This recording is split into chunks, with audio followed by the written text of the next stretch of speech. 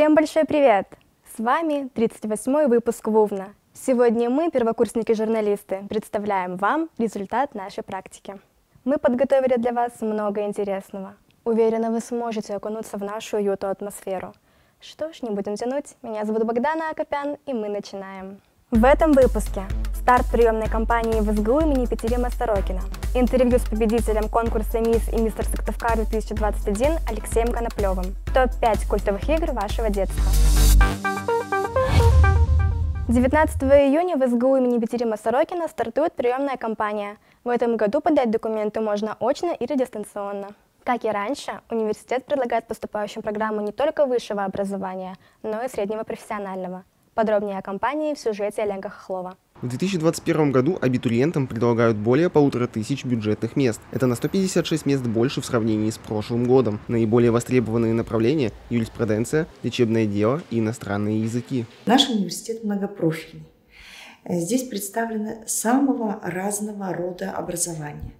Медицинское, педагогическое, точные науки, айтишные, даже инженерное есть образование. Поэтому любой может здесь подобрать ту направление подготовки или ту специальность, которая будет отвечать его способностям и интересам. С этого года в очной форме обучения на бакалавриате появится 6 новых профилей по 3 направлениям. Инженерно-физические технологии в медицине в направлении радиофизика, русский язык и английский язык по направлению лингвистика. Направление педагогическое образование с 2 профилями подготовки пополнится профилями математика, экономика, география, экологический туризм, технология, дополнительное образование и художественная культура, дополнительное образование. Также в числе нововведений разделение вступительных испытаний по некоторым программам бакалавриата на обязательные предметы и предметы по выбору поступающего. На журналистику хочу поступать так, как у нас в школе есть телевидение, куратором которого является Елена Анатольевна Воробьева. Я занимаюсь этим с 2018 года, выбрала потому, что умею это делать. Для поступления абитуриентам необходимо предоставить пакет документов на интересующие направления подготовки. Это заявление, копия паспорта, аттестат или диплом об окончании учебы и медицинская справка по форме 086У. Также с этого года обязательно нужна копия СНИЛСа. Помимо этого, от родителей несовершеннолетних абитуриентов понадобится форма согласия на обработку персональных данных. Подать документы можно лично в приемной комиссии, либо дистанционно на сайте университета, по почте или на едином портале государственных услуг. В этом году учащиеся могут подать также в 5 вузов, но на количество специальностей от 2 до 10. Это определяет вуз. И в нашем университете это количество специальностей 5. Прием документов по программам бакалавриата очной формы продлится до 20 июля по результатам вступительных испытаний и до 29 июля по результатам ЕГЭ. На заочной форме до 9 августа по результатам вступительных испытаний и до 18 августа по результатам ЕГЭ. Более подробную информацию можно найти на сайте для абитуриентов Сыктывкарского университета поступи.сыктсу.ру. Олег Хохлов, Полина Холодова, Злата Курашова специально для ВУВНа. В начале июня впервые после долгого перерыва прошел традиционный городской конкурс красоты «Мисс и Мистер Сыктывкар 2021».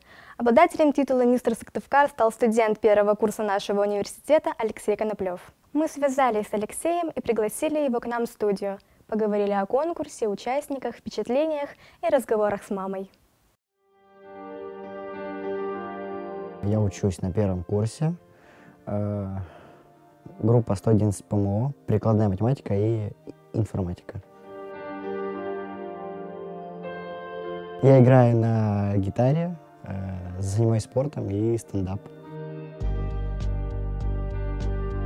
Ну, тут вообще все просто. Значит, я сижу, никого не трогаю, играю в компьютер, да, там, Барселона, Мадридский Реал 2-0, я выигрываю, все понятное дело, и тут мне приходит сообщение, значит, Леша, не хочешь поучаствовать в конкурсе? И я такой, это подстава, позвонил маме, говорю, мам, меня хотят кинуть на деньги. А в итоге это оказалось не подстава, и вот я в конкурсе. Как такового кастинга не было. То есть ты хочешь участвовать, ты приходишь и уже там сам смотришь, участвовать или нет. Ну, как минимум, это, наверное, мобильность, коммуникабельность, да, и да, все, в принципе, этого достаточно. Ну, для начала, как минимум, я шел туда, чтобы рассказать стендап. То есть просто, то есть для меня были не важны результаты конкурса, не важно, как я отхожу, как я оттанцую. Но впоследствии поставил цель, ну, постараться выиграть, да. Значит, там уже был проверенный материал. Ну, понятное дело, то, что зал, в принципе, не готов к стендапу. То есть, например, самым первым выступать... Ну, вот как это вообще? Если ты выступающий в стендапе, значит, самому первому выступать тяжелее всего, потому что зал еще не разогрет. Как бы. А тут ты всего как бы один выступаешь. Выступало 3-4 стендапера, я думаю, зал был бы потеплее. Но в целом, несмотря на это, зал очень хорошо воспринял мои шутки. Там даже на какой-то шутке там секунд 10 какая-то тетка угорала, она такая вообще. И вообще в разнос, конечно. Были репетиции, мы приходили почти каждый день. Вообще конкурс проходит в несколько этапов. Дефиле, где красиво ходить надо. Это танец, нам его ставил хореограф. Это творческие проекты групповые. Мы делимся на группы и делаем какой-то проект, посвященный столетию Республики Коми. Значит, конкретно мы общались с детьми из детдома на тему, почему плюсы и минусы жизни в селе. Это творческий конкурс. Там каждый уже делает, что хочет, как-то презентует себя, показывает свои умения, навыки. И, в принципе... и блиц-опрос, да. Все участники очень достойные вообще. Там были в основном из модельного агентства. Также был этноблогер. Кто еще там был? Да много кого было? Ну, все очень достойные, конечно, да. Ну, это как минимум получение эмоций. Я считаю, что эмоции надо получать от всего. Это знакомство с новыми людьми и проба чего-то нового. Мне кажется, это нужно и важно в жизни каждого. Для начала шок. Типа, в смысле? В смысле? Мне мама так и сказала: ты что, да колхозник пойдешь, что ли? Что ты будешь делать? Я говорю: да, мам, пойду, и все. И мама, когда... Ну, я маме позвонил, говорю: алло. Она говорит: алло. Ну, я ей говорю: не алло, а здравствуйте, Алексей Олегович. С тобой мистер Сыктывкар вообще-то говорит. Мама такая тоже, типа: что это вообще такое? Это неправда. Я говорю: правда. Я говорю: правда. Мама тоже была, конечно, в шоке. Папа был в шоке, все были в шоке. Такие: чего? Да хоть кто вообще. Это любой человек, который выиграл конкурс, он не соответствует каким-то параметрам. Один год он такой, второй год вот он такой. Но самое главное, чтобы он был хорошим человеком. Все, остальное не важно. На носу закрытие сессии и летние каникулы, а значит, самое время подумать о том, чем занять себя в свободное время. Однако не спешите, ведь мы приготовили для вас нечто особенное. Как вы смотрите на то, чтобы смахнуть пыль с любимых компьютеров и ненадолго окунуться в прошлое? Интригует? Тогда эта подборка для вас. Мы провели опрос среди студентов нашего университета и по его результатам собрали топ-5 культовых игр вашего детства. Приятного погружения!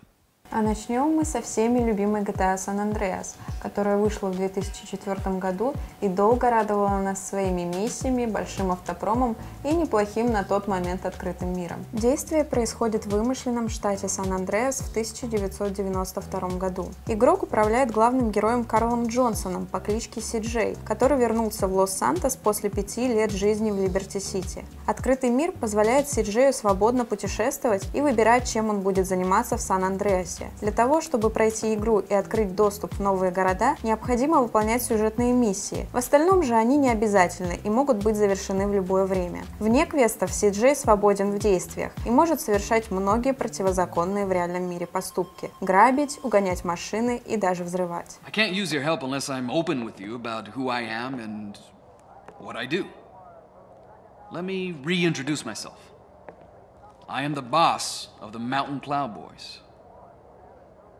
Nice to meet you. Likewise. Why don't you sit down? Второй номер в нашем списке по-прежнему популярная The Sims 3. Игра была выпущена в 2009 году компанией Electronic Arts в жанре симулятор жизни. Основная задача разработчиков тогда заключалась в создании открытого мира, которого, в свою очередь, была лишена The Sims 2, что было ее самым серьезным недостатком. Суть игры заключается в том, чтобы управлять одним или несколькими персонажами, симами. Игрок заботится о них, развивает навыки, знакомит с другими симами, налаживает карьеру и обустраивает дом. В The Sims 3 отсутствует сюжетная линия, и теоретически в этот симулятор жизни можно играть вечно. Однако в нем все же есть различные задания и цели. Также разработчики предусмотрели дополнения на любой вкус и цвет. Например, в мире приключений позволят игроку отправиться в Египет, Китай или Францию. Вы сможете исследовать гробницы, изучать кунг-фу или приготовить виноградный нектар. Забавный факт. После неудачного опыта отсутствия открытого мира The Sims 2, разработчики лишили этого и The Sims 4. Однако новая часть все же стала популярна благодаря другим своим особенностям.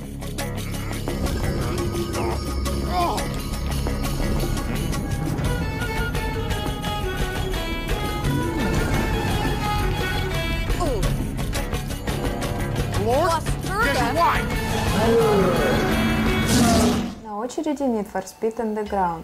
Аркада в жанре автогонок, изданная той же Electronic Arts в 2003 году. Действие Need for Speed Underground происходит в вымышленном ночном городе под названием Olympic City. Основным режимом в игре является карьера. По сюжету главный герой участвует в уличных гонках и старается превзойти лучшего гонщика в городе – Эдди. В Need for Speed Underground присутствует несколько различных типов соревнований, каждый из которых имеет свои особенности. За победу игрок зарабатывает очки стиля и деньги, а также открывает новые автомобили и разнообразные детали тюнинга и стайлинга.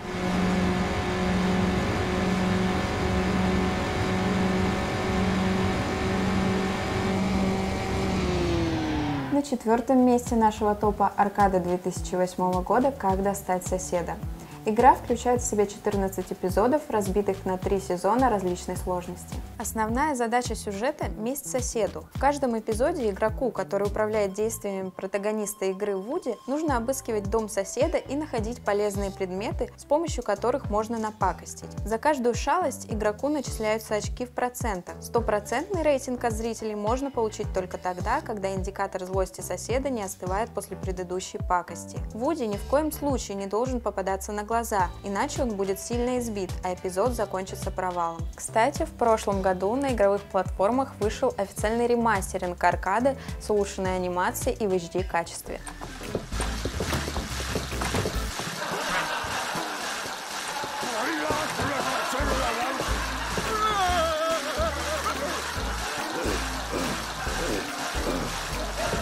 Ну и завершает нашу подборку шутер от первого лица на тему Второй мировой войны Call of Duty, который вышел в 2003 году. Call of Duty имеет как одиночный режим игры, так и многопользовательский. В первом случае можно воевать за одного из 3 солдат во Второй мировой войне. Сначала надо пройти задание за американского десантника рядового Джоя Мартина, затем за британца-сержанта Джека Эванса, а потом за красноармейца Алексея Ивановича Воронина. Перед каждым заданием проходит брифинг в виде отрывков из дневников, приказов или слайд-шоу с комментариями. Для завершения задания надо поочередно выполнить все задачи. Внимание, группа Бейкера! Дело серьезное. Операция «Оверлорд». Вторжение в Нормандию с воздуха и с моря. Час Ч. День Д. Морская пехота атакует 5 районов побережья под кодовыми названиями. На этом наш топ заканчивается. Как вам погружение? Теперь-то вы точно знаете, во что поиграть на летних каникулах.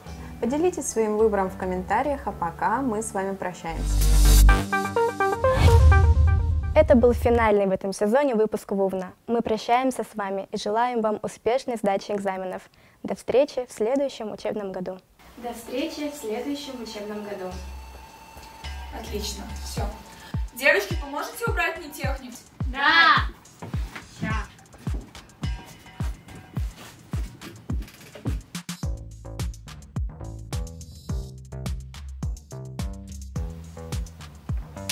Не верится, что уже год прошел. Ну да, быстро пролетело. Столько времени здесь провели, так странно на следующей неделе сюда не прийти. Зато отдохнем, скоро лето.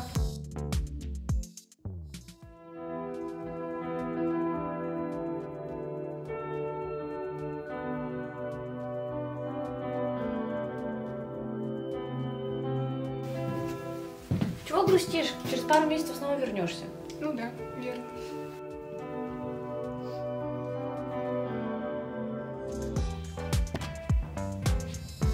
Ну что, чайку попьем? Конечно. Давай. Вик, хватит снимать, давай чай пить.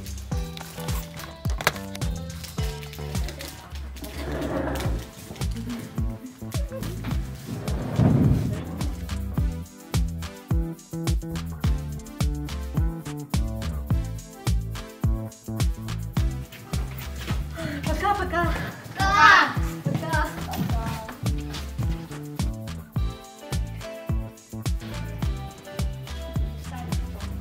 Девочки, а вы ничего не забыли? Чашки помыть.